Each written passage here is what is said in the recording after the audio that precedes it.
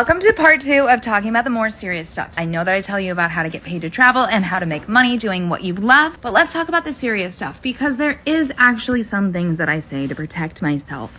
I know I made it sound very easy in part 1, but I don't script my videos. I'm just ranting, so I'm just as surprised as you are about what I'm about to say next. But at least it'll be honest. Love for my photos to be everywhere. Some people are like, oh no, I only want it on Instagram and Facebook.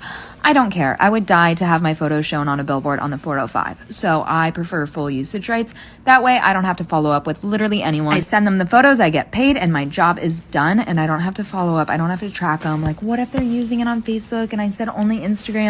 That can get so complicated. So I always prefer and feel safer doing full usage rights. That way I am covered.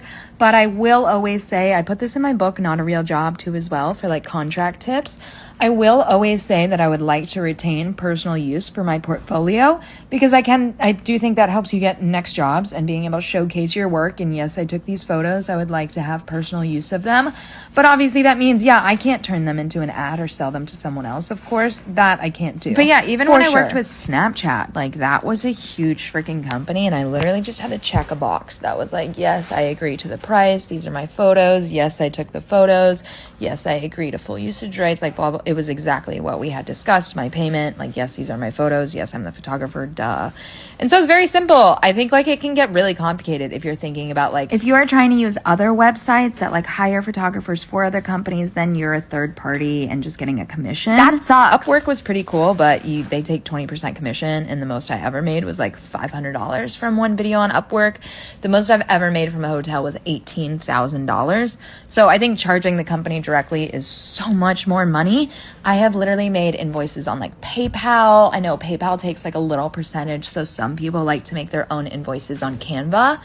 I don't want to just like send around my bank account info, so I'm fine sending like a free PayPal invoice. I love doing that, or some companies have given me a check. They do like a 1099 if you're like on contract with them. So for some big companies that I've worked freelance for, just as like one event, or hey, can you come shoot our hotel or whatever, they can give me a 1099 or whatever for my taxes, just as like a freelance person. But it's pretty simple. It's just working freelance. So honestly, things get sketchiest when companies are asking me for shit for free. They'll be like, agree to all of this for free. And I'm like, you're such a scam. So don't do that. I will say I was so scared when I started working with like huge companies. I was like, oh my gosh, they're going to send me like a 15-page contract. Dude, that is such a lie. Every single creator on here who's like, it's an 11-page contract.